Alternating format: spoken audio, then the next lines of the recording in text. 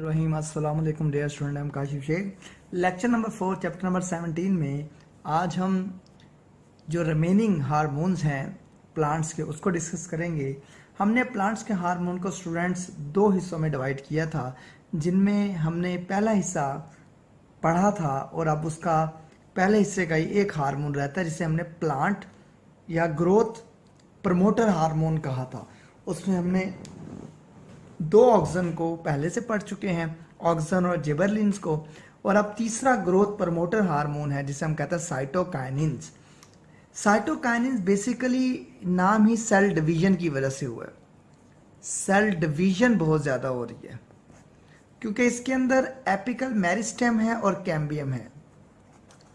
इन्हीं दो खसूसियत की वजह इसका नाम सेल डिवीजन साइटोकाइनिन्स रखा गया है।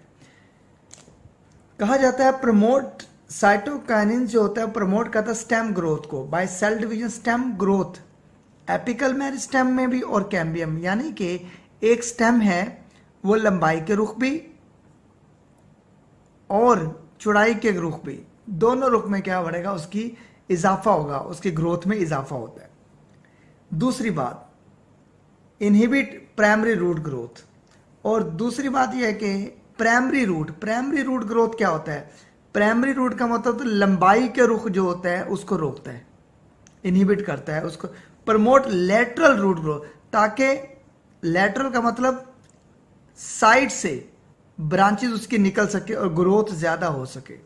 यानी कि आपको ये बात समझ आई कि साइटोकाइनेसिस को सेल डिवीजन इसलिए कहा गया है क्योंकि दो हिस्सों में, स्टेम में और रूट में, ये बहुत ज्यादा सेल डिवीजन हो रही है। मैंने आपको बताया ये इनहिबिट कर रहा है प्राइमरी रूट, यानी कि लंबाई में जो इजाफा हो रहा है रूट का उसको रोकता है, और लेटरल रूट ग्रोथ, और जो उसकी लेटरल रूट्स निकलती हैं, उसकी ब्रांचेस निकलती हैं रूट्स की, उसमें ये इजाफा करता है। Promote bud initiation and leaf growth, यानी कि बड क्या होता है आप सब जानते हैं, यानी कि अगर एक शूट है उस पर बड लगा हुआ है, उससे अगर ब्रांचेस निकलेंगी, उससे पत्ते निकलेंगे, उससे फूल निकलेंगे, तो उसको ये क्या करता है, प्रमोट करता है। बेसिकली उसको प्रमोट करता है ये साइटोकाइनिन्स। प्रमोट फ्रूट ग्रोन, यानी कि फ्रूट को भी बनाने में मदद करता है, but can rarely induce parthenocarpy. Parthenocarpy ये बहुत कम करवाता है, ना होने के बराबर। पार्थिनोकार्पी बेसिकली ऑक्सन और जिबरलिन जो है वो करवाते हैं ज्यादा। विदाउट फर्टिलाइजेशन हम पार्थिनोकार्पी कहते हैं, फ्रूट का विदाउट फर्टिलाइजेशन बनना। उसके बाद प्रमोट लेटरल बड ग्रोथ। लेटरल बड का मतलब होता है फैलाव में इजाफा करना, यानी कि फैलना उसका, यानी कि ये अगर शूट है तो उसका फैलना ज्यादा होगा, वो फैलेगा ज्यादा। आल्सो ब्रेक बड डोरमेंसी, और बीज को बड को या सीड को क्या करेगा, ये डोरमेंसी उसकी खत्म करेगा। यानी कि अगर ये एक ऐसा इन्वायरमेंट था जहां पर बड निकल नहीं रही थी, डोरमेंसी थी, तो ये क्या करेगा, बड में से फ्लावर्स, शूट्स और जो लीव वगैरह है उनको निकालने में ये मदद करेगा।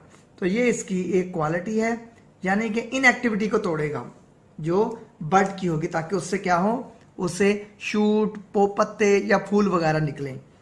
काज डिले ऑफ लीफ सिनेसिस, अब ये डिले करता है, इसी वजह से इसकी कमर्शियल एप्लीकेशन है, इसी पॉइंट की वजह से। यानी कि ये एजिंग कहते हैं सिनेसिस को, एजिंग, बूढ़ा नहीं, नेगेटिव इफेक्ट नहीं आने देता, फ्रेश रखता है बिल्कुल।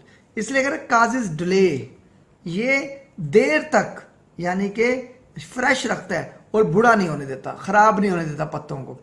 इसी वजह पर इसकी एप्लीकेशन, कमर्शियल एप्लीकेशन भी है। प्रमोट स्टोमेटल ओपनिंग, और इस तरह ये क्या करेगा, स्टोमेटा को ओपनिंग करेगा। स्टोमेटा ओपनिंग होगी तो जाहिर सी बात है ट्रांसपैरेशन होगी, ट्रांसपैरेशन होगी तो जाहिर सी बात है जो वाटर, जो एक्सेस वाटर जो है वो क्या है, वो पौधे से निकलेगा और पौधे की ग्रोथ ज्यादा अच्छी हो जाएगी। अब कमर्शियल एप्लीकेशन देख लेते हैं।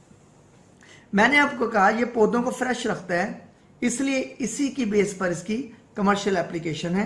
Cytokinins delay ageing delay ageing का मतलब होता है, यही सिनेसिस की बात कर रहा है, खराब नहीं होने देगा, बुरा नहीं होने देगा, नेगेटिव इफेक्ट नहीं आने देगा पत्ते पर।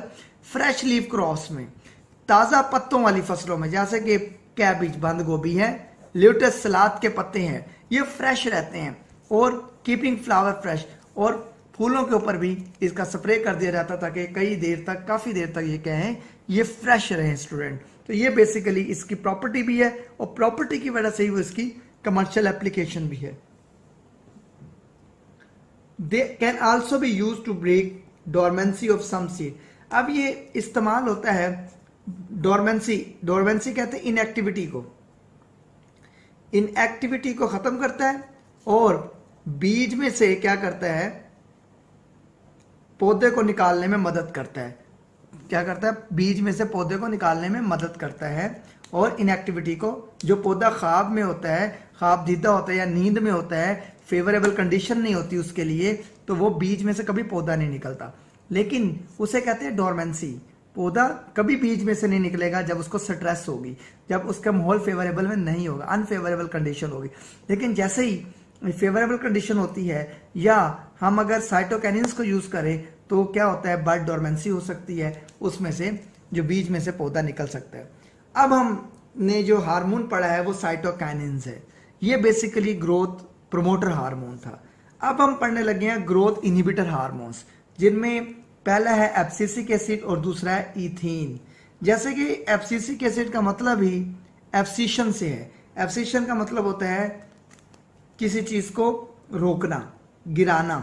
ये स्ट्रेस सिचुएशन में ये कंडीशन आती है कि स्ट्रेस कंडीशन में क्या क्या पौधा अपने लिए इंतजामात करता है कि उस माहौल में, जैसे पानी की कमी है, जैसे बहुत ज्यादा पानी आ गया, सैलाब आ गया, तो पौधा उस सिचुएशन को, उस स्ट्रेस सिचुएशन को किस तरह हैंडल करेगा। और इथीन बहुत ही इंपॉर्टेंट है, ये कच्चे फलों को पकाने का काम भी करता है। ये आगे हम पढ़ते हैं बारी बारी इसको।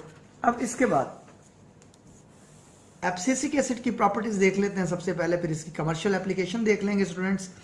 एब्सिसिक एसिड इनहिबिट करता है स्टेम रूट ग्रोथ को। देखें, रोक रहा है, स्टॉप कर रहा है स्टेम को, रूट को, ग्रोथ को रोक रहा है, ग्रोथ नहीं होने दे रहा। क्यों? नोटेबली, वाजे तौर पर during physiological stress, physiological function के एतबार से अगर कोई स्ट्रेस आ गया है, फंक्शन के एतबार से, जैसे कि ड्राउट, खुश्क साली आ गई है, वाटर लॉजिंग यानी कि पानी बहुत ज्यादा आ गया, एक तरफ पानी की कमी है तब भी स्ट्रेस है, एक तरफ पानी बहुत ज्यादा आ गया, जैसे हम सैलाब आए थे तो काफी काफी दिनों तक पानी खड़ा रहता है, या कई कई दिन बारिशें होती रहती हैं, पानी खड़े रहते हैं, तो बेसिकली वाटर लॉजिंग, ये दोनों स्ट्रेस कंडीशन है। इस दोनों में ये क्या करेगा, ये वाजे तौर पर क्या करेगा, अपने फंक्शन को रोक देगा क्योंकि स्ट्रेस आ गई है, और ये ग्रोथ को रोक देगा स्टेम की और रूट की। दूसरी बात, फिर क्या करेगा, promote bud and seed dormancy. जाहिर सी बात है, मौसम फेवरेबल में नहीं है, स्ट्रेस में है, तो ये बड और सीड को डोरमेंसी इनएक्टिव कर देगा ताकि इसमें से कोई पौधा ना निकले। क्योंकि अगर बीज में से पौधा निकल आता है और मौसम फेवरेबल में नहीं है, पानी तो है नहीं, ड्राउट चल रहा है, खुश्क साली चल रही है, तो पौधा तो मर जाएगा बीज से निकलने के साथ ही। बड, अगर शाख में से पत्ते, फूल निकलना शुरू हो जाएं और पानी ना हो और कुछ स्ट्रेस पौधे के ऊपर आ रही हो, फंक्शन ही ना हो रहे हो पौधे के अंदर, तो जाहिर सी पौधे की डेथ हो जाएगी। इसलिए वो उसको इनएक्टिव रखता है, डोरमेंसी में रखता है, नींद में रखता है कि अभी तुम्हारा काम नहीं है। जब मौसम फेवरेबल में होगा तब तुम्हारी ब्रेक डोरमेंसी को तोड़ दिया जाएगा और तुम दोबारा बीज में से या बड में से निकल आना। Promote flowering in the short day plant and inhibit long day plant. ये एंटागोनिस्टिक है जिबरलिन के, ये हमने प्रीवियस हार्मोन्स में पढ़ा है, एंटागोनिस्टिक टू जिबरलिन। ये मैंने आपको समझा भी दिया था कि ये नेक्स्ट चैप्टर में पूरा सवाल भी आ रहा है, long day short day plant. अब ये जो एब्सिसिक एसिड है ये प्रमोट कर रहा है फ्लावरिंग को, फूलों के निकलने का, फिर फल के बनने का। शॉर्ट डे का मतलब है सर्दियां आती हैं, दिन छोटे हो जाते हैं, और इनहिबिट कर रहा है लॉन्ग डे में। तो ये एंटागोनिस्टिक है जिबरलिन लॉन्ग डे में फ्लावरिंग करवाता है और शॉर्ट डे में उसको क्या करता है, इनहिबिट कर देता है। तो अब तक के लिए आप इतने याद रखें ताकि हम नेक्स्ट चैप्टर में जाएंगे तो हम पूरा सवाल इसको पढ़ लेंगे। Some time promote leaf senescence, बाज़ वक्त ये क्या करता है, प्रमोट करता है लीफ सिनेसिस, यानी कि खराब होने देता है पत्तों को। क्यों खराब होने देता है, पत्तों को गिरा देता है। क्यों गिरा देता है? क्योंकि स्ट्रेस है, पानी नहीं है। अब जाहिर सी बात है, इतना बड़ा दरख्त है, अब वो पूरे पत्तों को अगर पानी देगा स्ट्रेस में तो पानी तो खत्म हो जाएगा, सारा दरख्त खत्म हो जाएगा। इसलिए वो पत्तों को गिराना शुरू कर देता है ताकि मैक्सिमम ग्रोथ हो, ग्रोथ रहे पौधे को, और पानी थोड़ा बहुत इस्तेमाल हो, ज्यादा पानी इस्तेमाल हो। इसलिए वो ग्रो प्रमोट करता है, लीफ पौधों को नीचे गिरा देता है, पत्तों को नीचे गिरा देता है, प्रमोट एब्सिशन। अब इसी वजह से इसका नाम एब्सिसिक एसिड है, एब्सिशन की वजह से। एब्सिशन का मतलब क्या होता है? ये गिराता है, ठीक है, एजिंग लाता है, खराब करता है और पत्तों को गिराता है। प्रमोट क्लोजनिंग ऑफ द स्टोमेटा, जाहिर सी बात है जब पानी है नहीं, स्ट्रेस सिचुएशन है, तो स्टोमेटा क्लोज रहेगी, क्योंकि स्टोमेटा अगर ओपन रहेगी तो ट्रांसपैरेशन होगा, वाटर इसका लॉस होगा। इसलिए स्ट्रेस सिचुएशन में क्या करेगा? ये क्लोजनिंग कर लेगा स्टोमेटा को, अंडर कंडीशन है। और स्ट्रेस जैसे कि विल्टिंग, अगर पानी जाया हो जाएगा तो फिर विल्टिंग हो जाएगी, पौधा मुरझा जाएगा, मर भी सकता है, इसलिए स्टोमेटा को क्लोज रखता है। अब एब्सिशन की वजह से हमने इसका नाम देखा है एब्सिसिक एसिड है। अब कमर्शियल एप्लीकेशन, अब कमर्शियल एप्लीकेशन की बेस भी एब्सिशन पर है। एब्सिशन का मतलब गिरा देना, पत्तों को गिरा देना, फलों को गिराना। अब ये सिनेसिस का मतलब एजिंग, नेगेटिव इफेक्ट लेके आना। Abscisic acid can spread on the tree crops to regulate fruit drops at the end of the season. अब ये बात बहुत इंपॉर्टेंट है। अक्सर आप देखें कि जो बागात होते हैं उसमें लाखों पत्ते होते हैं और उसके ऊपर फल लगे होते हैं। जब सीजन का एंड हो जाता है तो जो जिस टहनी पर, शाख पर फल लगे होते हैं तो उनकी बॉन्डिंग कमजोर हो जाती है। और अक्सर आप गुजरे तो आप देखेंगे बाग में आम या दूसरे फल गिरे होते हैं नीचे, क्योंकि वो पक चुके हैं, उनका वेट ज्यादा हो चुका है। इसी वजह से अगर हम आम को या दूसरे फलों को एक एक करके उतारना शुरू करेंगे तो इसके लिए तो बहुत सारी लेबर चाहिए हमें, इसके लिए बहुत सारा टाइम चाहिए हमें, तो ये तो कई दिन का प्रोसेस हो जाएगा। इसी वजह से ये टेक्नोलॉजी आई है कि डाइल्यूट कंसंट्रेशन में एब्सिसिक एसिड का स्प्रे किया जाता है दरख्तों के ऊपर, ताकि क्या है वो क्या कर सके, फ्रूट को दरख्त से अलग कर सके। तो दरख्त क्या करेगा? अपने सारे फ्रूट नीचे गिरा देगा। और इस ये जो काम मजदूरों ने, लेबर ने हफ्तों में करना था, दिनों में करना था, वो उसने एक दिन में कर दिया, और इसलिए टाइम भी कम बचेगा और क्या होगा, लेबर भी बचत होगी। तो ये बेसिकली ये इसका एब्सिशन का बहुत ही इंपॉर्टेंट ये पॉइंट है। This remove the need of the picking over a large time span. अब ये देखें, this remove the need of the picking over large time span, और ये रिमूव करता है लार्ज टाइम स्पैन को भी। उसके बाद आ जाए इथीन क्या होता है। अब हमारे पास नेक्स्ट है इथीन। आखिरी हमारे पास हार्मोन है जिसे हम प्लांट इनहिबिटर कहते हैं। अब ये बात ज़हन में रखिएगा, जो इथीन है उसमें मिला जुला रुझान है, उसमें प्रमोट भी कर रहा है, इनहिबिट भी कर रहा है। लेकिन इसे इनहिबिटर इसकी इस दो पॉइंट की वजह से कह रहे हैं, क्योंकि अगर स्टेम और रूट की ग्रोथ ही रुक गई तो सारा काम रुक जाएगा। इसी वजह से इसको किस कैटेगरी में रखा गया है? इसको प्लांट इनहिबिटर हार्मोन्स या ग्रोथ इनहिबिटर हार्मोन में कैटेगरी में रखा गया। हालांकि मिला जुला रुझान है इसके अंदर। इनहिबिट स्टेम ग्रोथ नोटेबली वाज़ेह तौर पर ड्यूरिंग फिजियोलॉजिकल स्ट्रेस, जब ड्राउट होगा, वाटर लॉजिंग होगी या और कोई स्ट्रेस होगी तो ये स्टेम ग्रोथ को रोक देगा, क्योंकि अभी मौसम फेवरेबल में नहीं है, उसके फंक्शन नहीं हो सकते, इसलिए वो ग्रोथ को रोक देगा। इनहिबिट रूट ग्रोथ, और इसी तरह वो रूट ग्रोथ को भी रोक देगा। Break dormancy of the bird. अब ये क्या करेगा?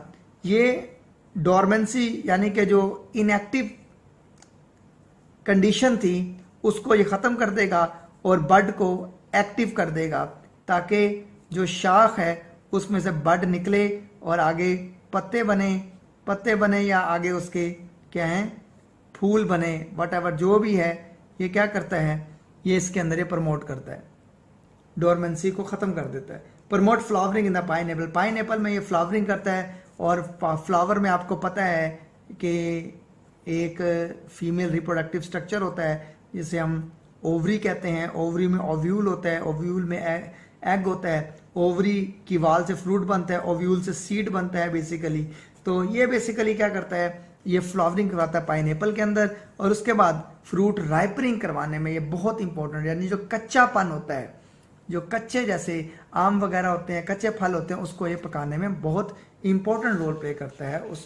उसके बाद कमर्शियल एप्लीकेशन, इथीन जो इसकी प्रॉपर्टीज है वही इसकी एप्लीकेशंस भी हैं दो।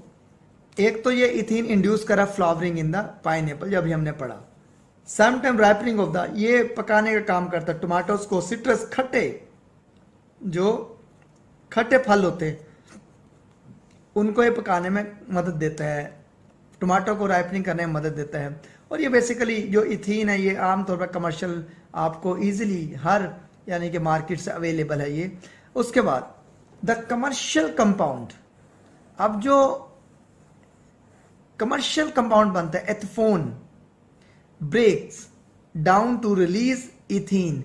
अब एक आर्टिफिशियली जो बनता है एथफोन, जो ये एक कमर्शियल हार्मोन बनाया जाता है, वो जब इसको स्प्रे किया जाता है तो ये फौरन जो होता है इथीन में कन्वर्ट हो जाता है उस प्लांट में जिसके ऊपर स्प्रे किया जाता है, and is applied to the rubber plant.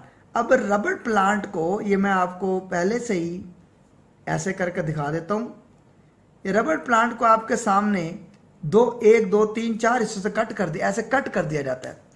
अब जब कट किया जाता है तो इसमें से जो शीरा होता है या मिल्की वे होता है वो निकलना शुरू हो जाता है, और उसको फिर एक जार में इकट्ठा कर लिया जाता है। फिर उससे लेटेक्स रबड़ वगैरह बनती है। लेटेक्स का मतलब होता है मिल्की मटेरियल। मिल्की मटेरियल जो है वो निकलता है, जो शीरी कहते हैं हम, वो इस दरख्त में से निकलता है। इथफोन जो एक कमर्शियल कंपाउंड हार्मोन है जो सिंथेटिकली बनाया जाता है, उसको जब स्प्रे किया जाता है तो वो फौरन किस में कन्वर्ट हो जाता है, वो इथीन में कन्वर्ट हो जाता है। और इथीन क्या करता है, इस फ्लो को तेज कर देता है, और ये फ्लो जो होता है ये तेजी के साथ कलेक्ट कर लिया जाता है, और उसे हम लेटेक्स कहते हैं। उस फ्लो को मिल्की मटेरियल होता है, शीरा जिसे हम कहते हैं, और उससे हम क्या करते हैं, रबड़ वगैरह बनाते हैं। बहुत इंपॉर्टेंट शॉर्ट क्वेश्चन है। एथफोन जो है ये पेपर में अक्सर पूछा जाता है, कमर्शियल एप्लीकेशन पूछ ली जाती हैं ये। तो ये स्टूडेंट हमारे पास हार्मोन्स हैं जिसको हमने स्टेप बाय स्टेप डिस्कस किया है, और एक एक प्रॉपर्टीज़ को और एक एक कमर्शियल एप्लीकेशन को हमने डिस्कस किया है। तो जो जो आपको पढ़ाते वक्त मैंने बताया है एमसीक्यूज़ के पॉइंट ऑफ व्यू से, जो ये आपने जहन में रखना है, और ये अक्सर पेपर में एज ए लॉन्ग क्वेश्चन के तौर पर भी आता है, और ऑब्जेक्टिव के पॉइंट ऑफ व्यू से तो बहुत ही अहमियत रखता है ये सवाल। तो अब ये हमारा प्लांट का पोर्शन जो है कोऑर्डिनेशंस में ये अब एंड हो चुका है। अब हम एनिमल्स में कोऑर्डिनेशन सिस्टम पढ़ेंगे नेक्स्ट टॉपिक नेक्स्ट लेक्चर से। अब तक के लिए इतना ही। Thank you so much. अल्लाह हाफिज़।